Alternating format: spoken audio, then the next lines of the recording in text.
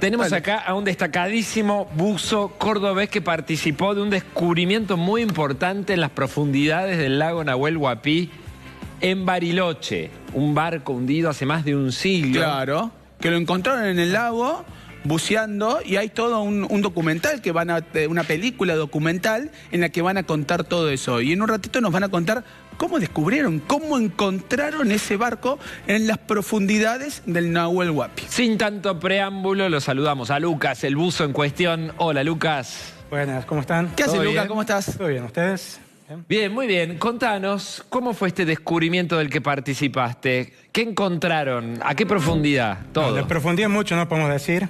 ¿Ah, no? Si bien está profundo, lo que pasa es un naufragio, Sí. un barco que naufragó hace 117 años.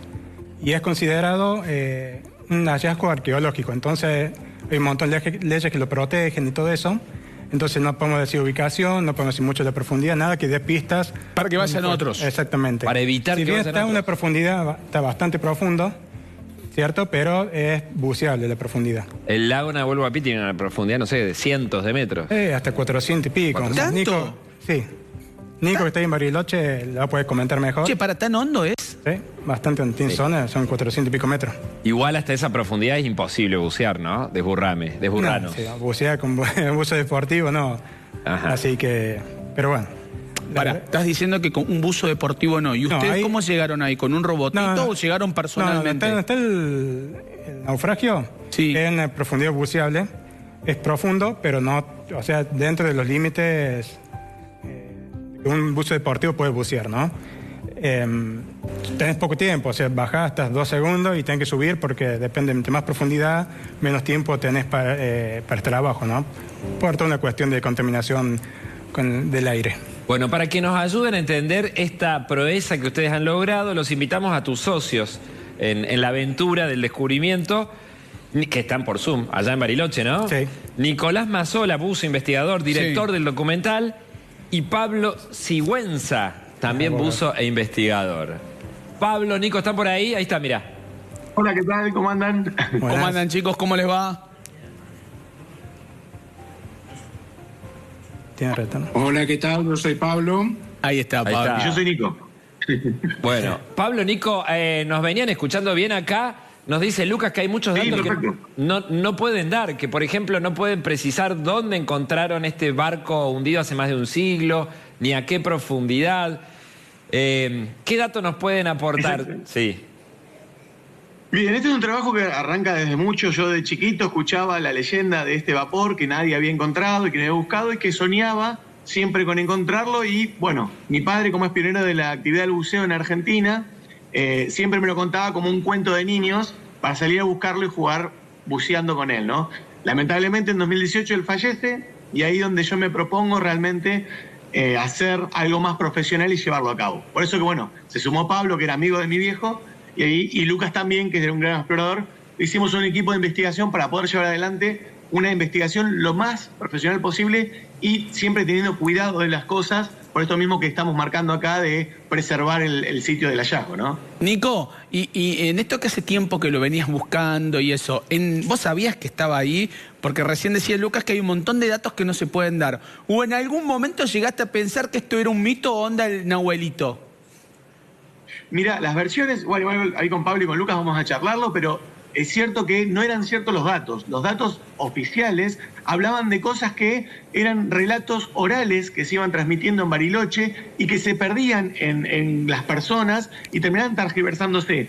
Por ende tuvimos que ir a fuentes que nos pudieran encontrar, pero para eso no había nada. Y además meternos muchas veces en el lago porque se estimaba una zona, pero no fue la zona final donde encontramos el barco. Por eso que tuvimos que trabajar mucho de buscar y trabajar en consonancia con distintos científicos y gente de la parte, no solo de lo que es investigación, sino que la parte bajo el agua para poder desentrañar este misterio, ¿no? Pablo, contanos, vos también buceaste, ¿los 3 se metieron en las profundidades del Nahuel Huapi? Sí, de hecho sí, los 3 lo estuvimos buscando mucho tiempo, como decía Nicolás, también buscando mucho en archivos y demás, pero nuestro temor, a ver, que el Helvecia estaba hundido no había ninguna duda, y que se había hundido, que había existido, no era un mito, no era algo imaginario.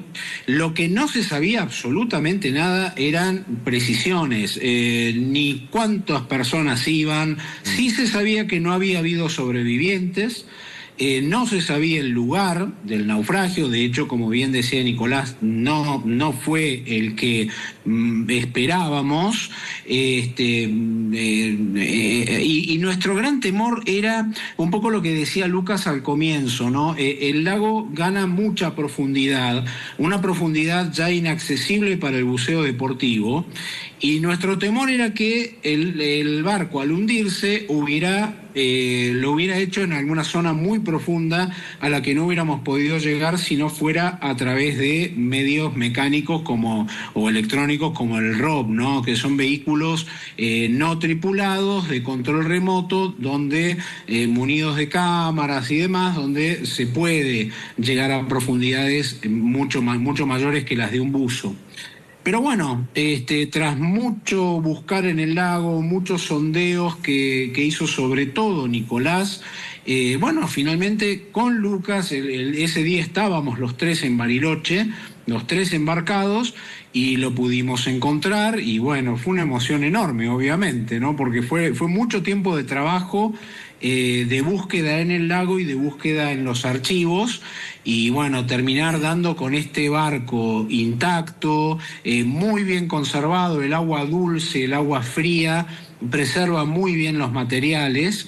Realmente es el único, digo yo, testigo de la era de los vapores, de aquel viejo Bariloche pionero, agrícola, ganadero y forestal, mucho antes de que fuera turístico, ¿no? Pablo, Nico, les pedimos que esperen ahí, enganchados en la conversación. Le pedimos al buzo cordobés, a nuestro crédito local Lucas, que se detenga en el momento exacto del hallazgo. ¿Cómo fue? ¿Quién lo vio primero? ¿Cómo avisó al resto? No, íbamos con una cámara de deriva al borde de la embarcación, rastrillando la zona que teníamos marcada.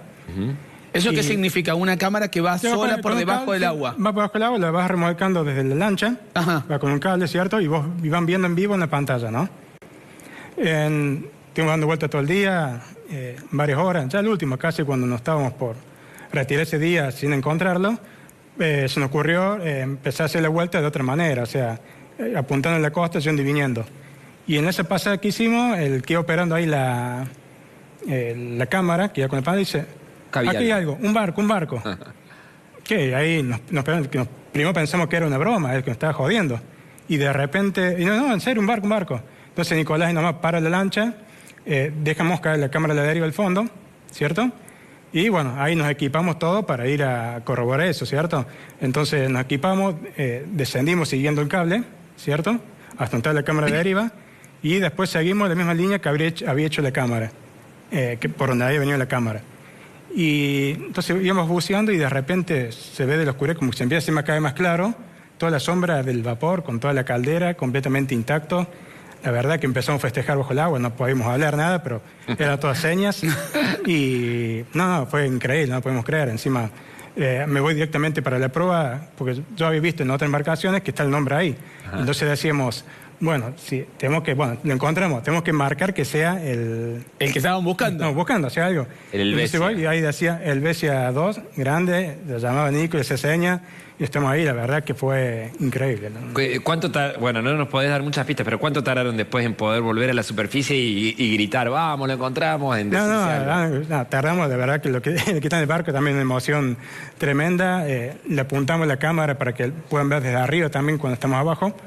Y la verdad que cuando salimos fue todo, fue increíble, un festejo, emociones, porque bueno, ahí Nico les puede comentar también él, porque el contacto con su padre, que lo había buscado tanto tiempo y todo eso, ¿no? Y le preguntamos a Nico, ¿y ustedes en ese momento registraron todas las imágenes o volvieron después, se sumergieron otra vez y siguieron con la recopilación de fotos, videos y eso?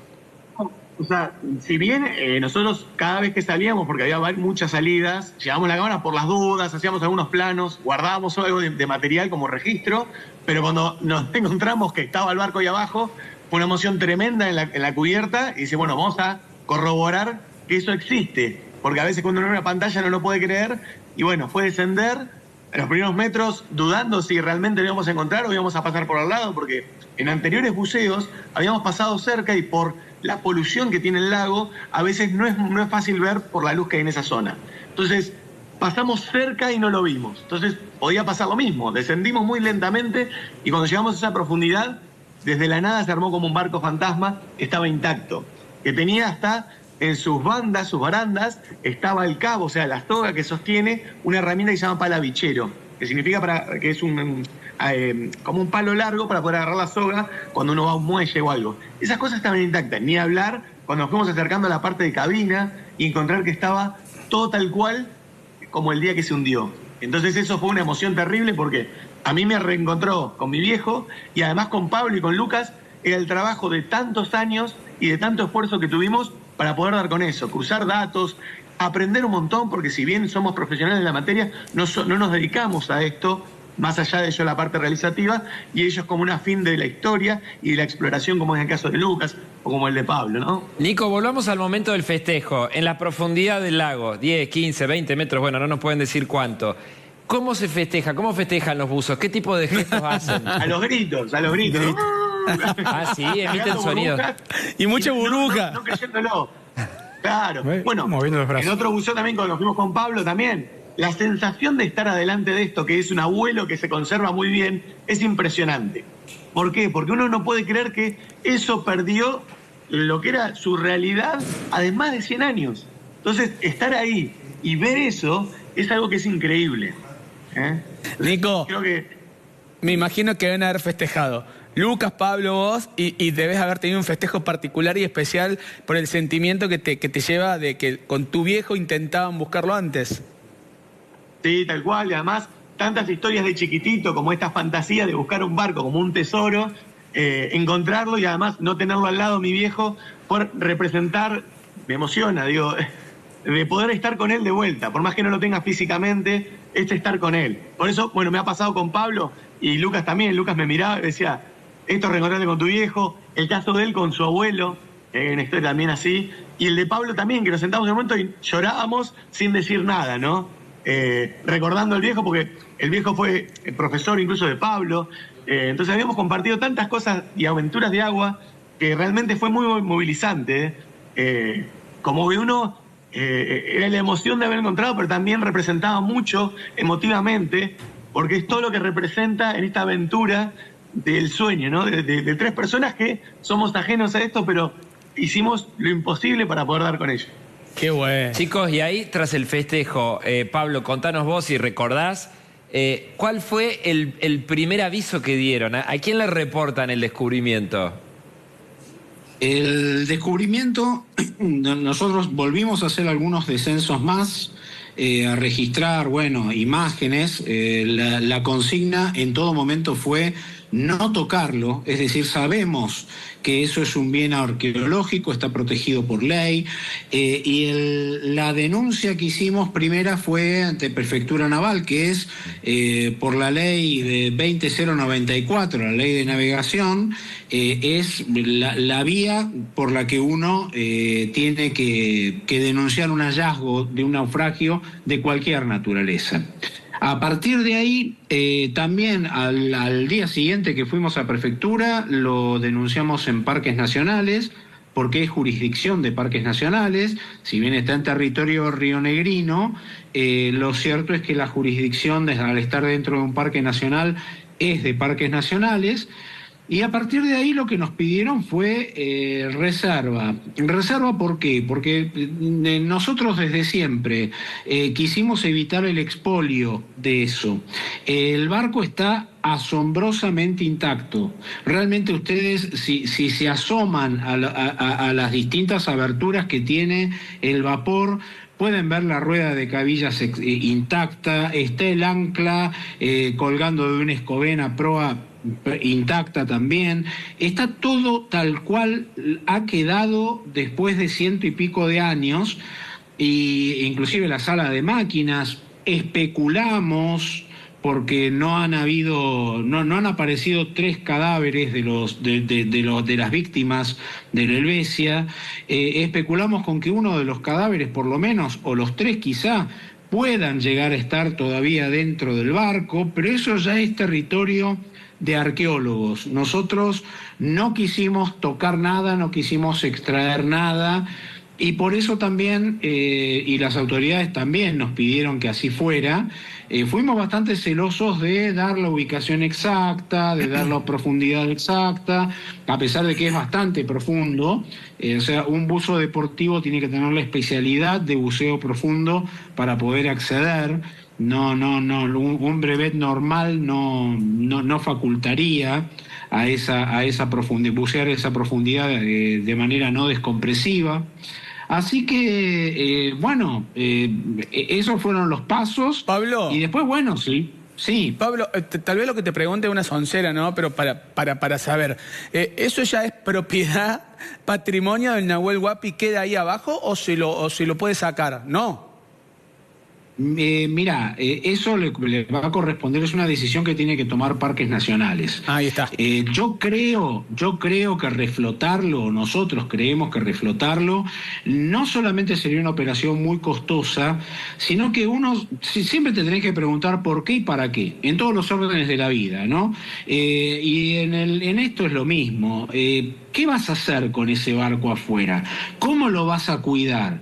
O sea, hay antecedentes donde, en definitiva, acá en la zona, donde barcos y objetos de este estilo terminaron expoliados, pero en superficie, es decir, puestos en alguna especie de monumento y donde la gente lo fue saqueando, lo fue dañando, con lo cual no sé hasta qué punto no sería mejor dejarlo ahí, pero sí difundirlo.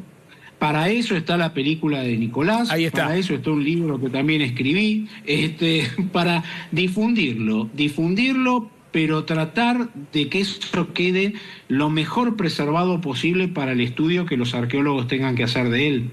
Ahí está. Bueno, aprovechamos que lo tenemos acá, el buzo cordobés. Lucas, ¿cómo te vinculaste vos con esta expedición barilochense? ¿Cómo terminás vos metiéndote en esta aventura? Sí, lo que pasa acá en Córdoba, con Walter, un amigo, buceamos mucho en los lagos de acá y buscando los restos de los pueblos. ¿Viste? Son lagos artificiales acá que se han inundado zonas, han quedado casas abajo. ¿Dónde todo hay eso. resto de pueblo? En Almafuerte, tenés en todos lados, digamos, en todos los diques tenés. En Embalse.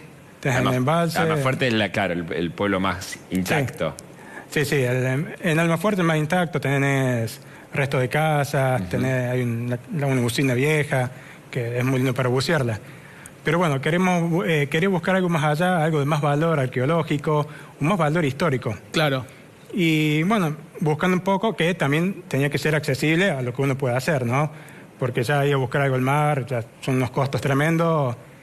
Y buscando, vi la historia de la Helvecia, sí, que es un barco naufragado en Bariloche, todo eso. Pero nos agarró justo pandemia, no averigué más nada, quedó todo ahí. Pasa pandemia, todo. Vuelvo a buscar, busqué información para investigué un poco más sobre el barco y ahí encuentro una nota que hablaba que Nicolás estaba buscando el barco, que iba a hacer una película y todo eso. Y bueno, entonces, iba a ser mejor sumarme a Nico, claro, que hacerlo. A unir fuerzas, que hacer un paralelo. Aparte Nico es de allá, de la zona, conoce todo. Te contactaste especialmente por esta misión. Exactamente. No lo conocías de No nos conocíamos, nos contactamos, la verdad que se hizo una relación muy buena, tanto con Nico como con Pablo. ¿Cierto? Y bueno, quedamos en viajar. El primer viaje fui con Walter, con chico que buceaba acá. Hicimos rastrillaje bajo el agua y nos conocimos, hablamos un montón y... ¿Cuánto más fría es el agua del Nahuel Huapi con respecto a nuestros lagos?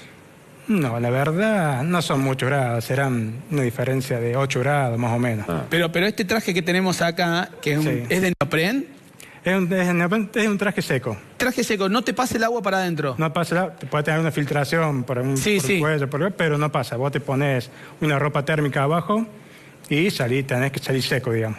Ah, mira qué bien esto. Exactamente. Tenés más frío afuera del agua que dentro del agua. No me digas. Encima abajo del agua vas con mucho movimiento. Como para tener en cuenta, no sé si ya lo habían dicho o no, pero ¿por qué se hundió el barco? ¿Se sabe? Y, había muchas... hipótesis. Muchas cosas. Se habían dicho un montón de cosas. Hipótesis están llenas, pero eran todo un boca en boca, nunca se supo bien cómo era. Uno habían dicho que había explotado, que voló en pedazos y que están las partes flotando con pedazos de ropa, todo. Después otro con una ola gigante se lo tapó, ¿cierto? Pero bueno, o sea, justamente fuimos buscando el archivo histórico, que también acá en Córdoba nos ayudó mucho Alfonsina, de la Universidad Nacional de la Biblioteca Mayor, que ella nos facilitó el acceso a los periódicos de la fecha, donde podemos ir viendo cómo fue la historia, encontramos cuándo naufragó. Diderot también encontrar un dato más que nos dé... Pero vos, por ejemplo, cuando estuvieron ahí abajo, ¿viste un hueco, algo que se rompió? Por lo que se ve está bastante intacto. No, estaba intacto. ¿Estaba intacto? No, nada que ver con la explosión esa que nos habían dicho. Sí, nada que ver, claro. por eso Tampoco que hubo un ataque naval, por ejemplo, y lo hundieron, nada de eso. No, nada. ¿O habrá sido el Nahuelito? No, tampoco. ¿Te dio miedo? Decime la verdad, ¿pensaste en eso? Porque viste que nos queda el mito de el que haya ido de viaje de estudio a Bariloche, que sea siempre, hemos visto la foto, hasta el Nahuelito y todo. ¿Pensaste alguna vez eso o no se les pasó? Se pensó en su momento todo, pero bueno, hay otras teorías que dirán que no es el Nahuelito. A ver, para despedirlos a los barilochenses, a Pablo, a Nico, ¿qué creen ustedes de la leyenda del Nahuelito? ¿Alguna vez les inspiró temor? A mí, vieron que a veces dice que las brujas las hay. Así que no sé, habrá que recorrer más el lago. No, y por mi parte, no, yo soy muy escéptico para esas cosas. Claro. Sí creo que en el lago hay animales, hay mucho que estudiar a nivel biología. Hay lampreas, se habla de alguna especie de raya o manta o algo por el estilo, pero yo la verdad no he visto nunca ninguna. Buceamos bastante con Nicolás este lago, y Nicolás mucho más que yo incluso, y desde más chico. Y no, pero bueno, siempre hay que estar abierto a posibilidades, ¿no? Bueno, ustedes, Uno nunca Pablo, sabe. vos te acordarás, cuando éramos chicos se decía que hasta había proyecto de que Jacques Cousteau iba a venir con el Calipso. ¿Te acordás? Que iba a venir a navegar el Nahuel Huapi para ver si era cierto lo del Nahuelito. Absolutamente, sí, totalmente de acuerdo. De hecho, yo no sé si no hubo algún tipo de preproducción o algo por el estilo por parte de la gente de Cousteau o algo, pero sí es verdad, fue bastante en concreto eso.